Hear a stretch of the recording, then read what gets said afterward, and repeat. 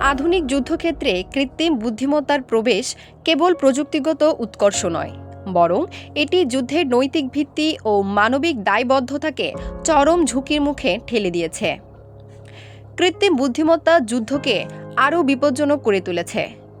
Operation epic Fury বা boring লায়নের মতো ঘটনাগুলো প্রমাণ করে যে যুদ্ধের সিদ্ধান্ত এখন আর মানুষের বিবেক বা বিচারবোধের মানবিক বিরতির উপর নির্ভর করছে না। ইরান বনাম যুক্তরাষ্ট্র ইসরায়েল সংঘাতের সবচেয়ে বড় ভয় শুধু এটা নয় যে ক্ষেপণাস্ত্র আরও দ্রুত ছুটছে, ড্রোন আরও দূর পর্যন্ত নজর রাখতে পারছে বা কম্পিউটার দ্রুত হিসাব করতে পারছে। আসল উদ্বেগ অন্য জায়গায়। একসময় যুদ্ধের সিদ্ধান্ত নেওয়ার আগে মানুষের ভেতরে যে দ্বিধা কাজ করত, যেখানে বিবেক, সংশয়, বিচারবোধ ও আইনের প্রশ্ন সামনে আসতো, সেই মানবিক বিরতিটাই ধীরে ধীরে যুদ্ধক্ষেত্র থেকে সরে যাচ্ছে। অ্যালগোরিদম যখন কয়েক সেকেন্ডের মধ্যে লক্ষ্যবস্তু নির্ধারণ করে ও আক্রমণের সুপারিশ করে, তখন মানুষের ভূমিকা কেবল আনুষ্ঠানিক অনুমোদনের মধ্যে সীমাবদ্ধ হয়ে পড়ে।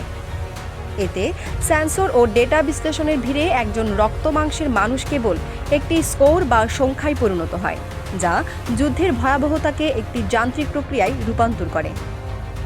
সিলিকন ভ্যালির প্রযুক্তিগত আধিপত্য এবং সামরিক ব্যবস্থার বেসরকারীকরণ এই সংকটকে আরও ঘনীভূত করেছে, যেখানে জবাবদিহিতা ও স্বচ্ছতা প্রায় অসম্ভব।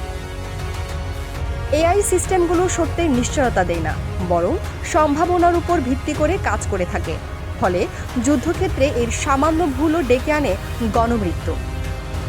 শেষ পর্যন্ত প্রযুক্তির এই দ্রুতগতি যদি নৈতিক প্রজ্ঞাকে ছাপিয়ে যায়, তবে দায়ভার এড়িয়ে যাওয়ার এক প্রাতিষ্ঠানিক সংস্কৃতি তৈরি হবে, যা মানব সভ্যতার জন্য এক গভীর অন্ধকার ও অমানবিক ভবিষ্যতের সংকেত।